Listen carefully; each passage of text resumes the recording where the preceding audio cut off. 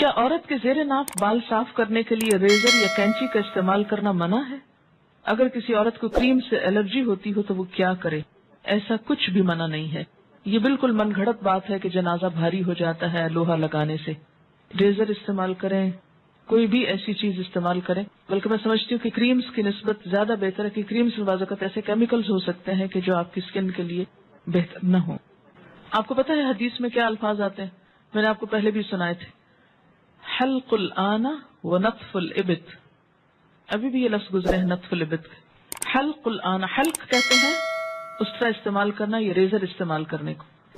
یعنی زیر ناف بال ریزر سے صاف کیے جائیں اور انڈر آرمز بال جو ہیں ان کو اکھیڑا جائے.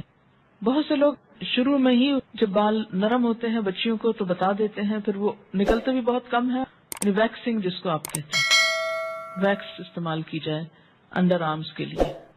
لیکن اگر تکلیف ہوتی ہو تو مجھے یہ سمجھ میں نہیں آتی کہ باقی سب جگہوں کی تکلیف نہیں ہوتی، لیکن جہاں سنت کا معاملہ وہاں تکلیف ہوتی ہے.